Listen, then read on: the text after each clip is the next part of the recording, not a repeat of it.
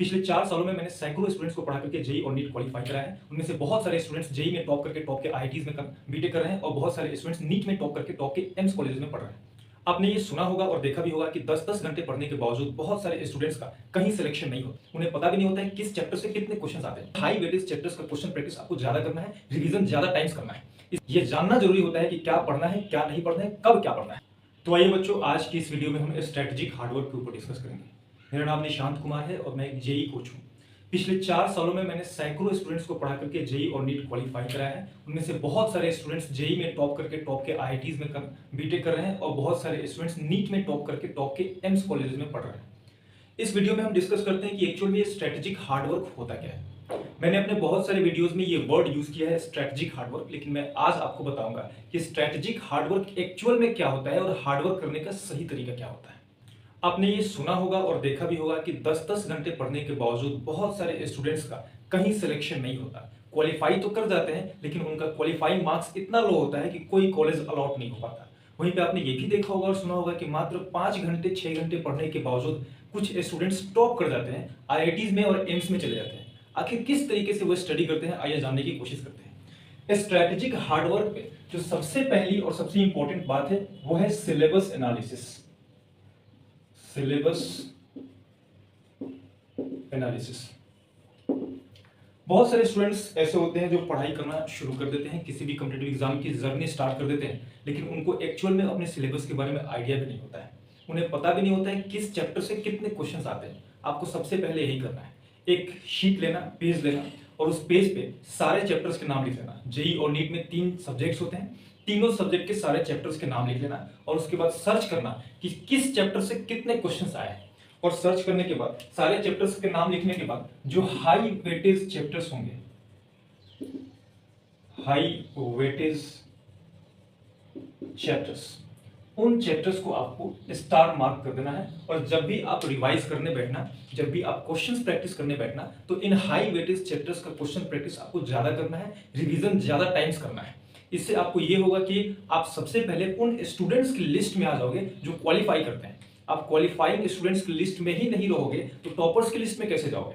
तो high weightage chapters को अच्छे से प्रैक्टिस करोगे तो ज्यादा नंबर ऑफ क्वेश्चंस एग्जाम्स में अटेम्प्ट करोगे, ज्यादा मार्क्स आएंगे। तो मैंने आपको हाई वेटेज चैप्टर्स के बारे में बता दिया। दूसरा जो स्ट्रेटेजिक हार्डवर्क के अंदर आता है वो होता है राइट वे टू स्टडी।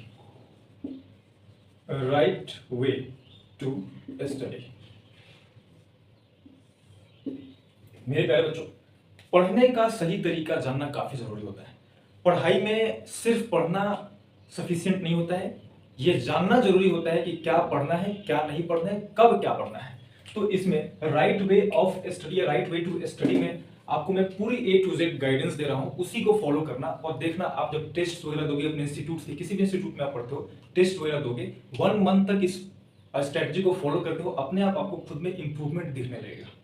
तो राइट वे टू स्टडी में आपको सबसे पहले जो आप क्लास में बैठ करके पढ़ते हो, चाहे वो ऑनलाइन पढ़ाई करो या ऑफलाइन पढ़ाई करो, उसमें आपको जो टीचर एक्सप्लेनेशन प्रोवाइड करते हैं उसको अच्छे से पूरा A to Z अपने माइंड में सेट करना है।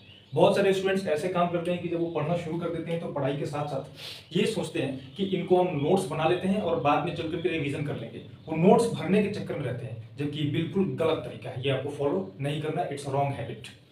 तो आपको क्लास में बैठ करके फुल अटेंशन के साथ पढ़ाई करना है। तो इसमें पहली चीज आती है फुल अटेंशन इन क्लास।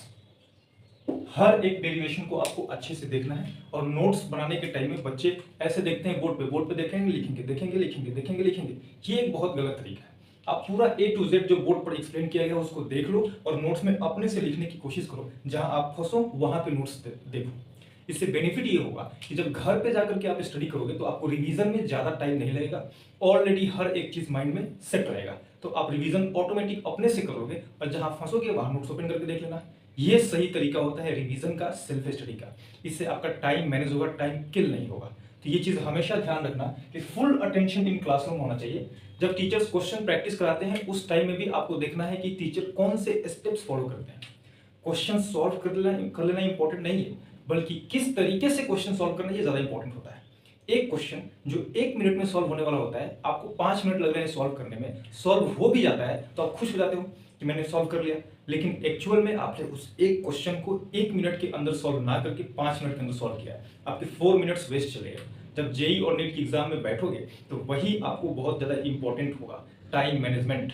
वहाँ पे टाइम मैनेज आप नहीं कर पाओगे। तो ये सीखना इंपॉर्टेंट है कि जब टीचर एक्सप्लेन कर रहे हैं तो किस तरीके से एक्सप्लेन कर रहे हैं, उसका एक्सप्लेनेशन क्या है, शुरुआत कैसे हुई है, आगे कैसे बढ़ा है। दूसरी जो चीज़ होती है वो राइट वे टू स्टडी में क्वेश्चन प्रैक्टिस होता है।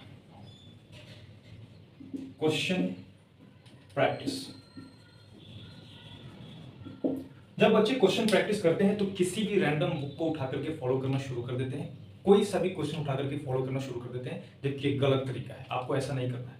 क्वेश्चन प्रैक्टिस में आपको सबसे पहले टॉप क्लास के मटेरियल्स या बुक सजेशन के बाद फॉलो करना है। अपने टीचर से सजेशन ले लेना, देन फॉलो करना। मेरे ख्याल से एचसी वर्मा आज तक का सबसे ज्यादा सजेस्टेड बुक है, वेल एक्सप्लेन्ड और वेल क्वेश्चन बुक है।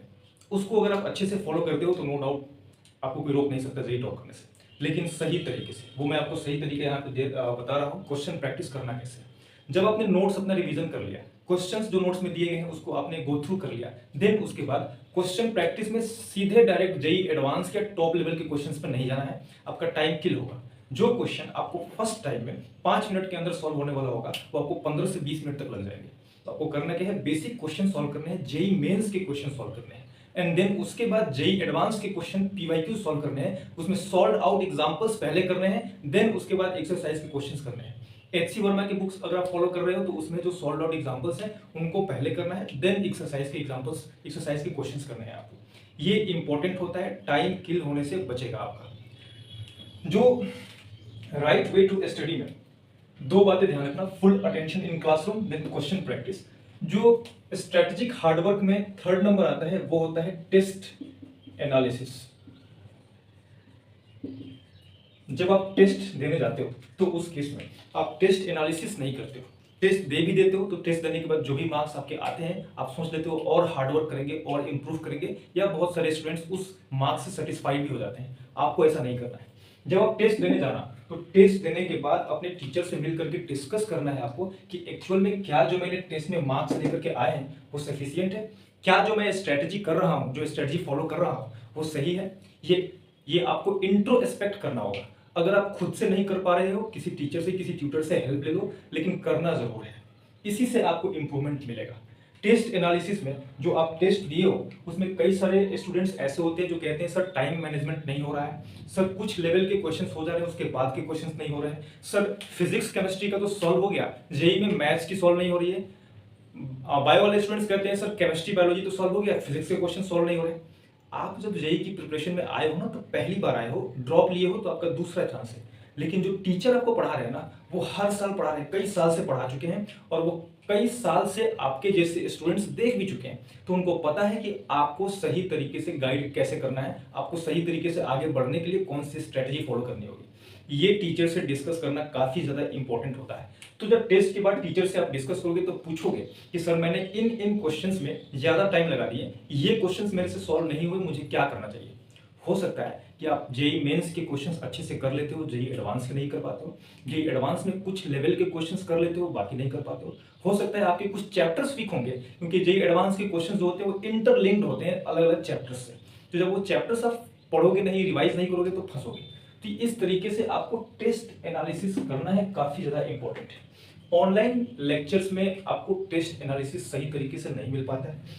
जो टीचर्स आते हैं वो टीचर्स टेस्ट का ओवरऑल सॉल्यूशन दे करके चले जाते हैं, लेकिन सही से एनालिसिस नहीं हो पाता है। इसलिए हमने अग्रणी एडुसर्व में टेस्ट एनालिसिस के लिए एक अलग से स्ट्रेटजी बनाया है। उसमें हम आपको online test analysis service provide करेंगे, जिसमें आप हमारे टेस्ट देने के बाद टीचर से इंटरेक्ट कर सकते हो, अपने वीडियो ऑडियो ऑन करके टीचर से बात कर सकते हो, एंड देन उसके बाद टीचर आपको अच्छी तरीके से गाइड करेंगे। अगर आप मेहनती स्टूडेंट हो, अगर आपके अंदर लगन है और फिर भी टेस्ट में मार्क्स नहीं आ रहे हैं, तो हमारे टीचर्स आपसे 1-to-1 इंटरेक्शन भी कर सकते हैं। या फिर आप जाकर के agranyeduserv.com पे लिख सकते हो, नीचे लिंक मैंने डिस्क्रिप्शन में दे दिया है, वहां पे जाकर के आप लिख सकते हो कि किस तरीके से मुझे फॉलो करना चाहिए, या मुझे 1-to-1 सेशन की रिक्वायरमेंट है। टीचर आपको गाइड कर देंगे, वहां से आपको फुल स्ट्रेटजी मिल जाएगी। तो आई होप आपको स्ट्रेटेजिक हार्डवर्क के बारे में समझ में आ गया होगा। ये जो चीजें मैंने यहाँ पे एक्सप्लेन की हुई है, थोड़ी सी ही एक्सप्लेनेशन है, लेकिन थोड़ी सी ही एक्सप्लेनेशन में मैंने ओवरऑल हर एक चीज का एक्सप्लेनेशन आपको दे दिया है। What is this strategic hard work. अब ये आपको पता चल गया होगा। अगर आप इनको फॉलो करते हो तो नो डाउट आप टॉपर्स के लिस्ट में आ जाओगे, कोई आपको रोक नहीं सकता।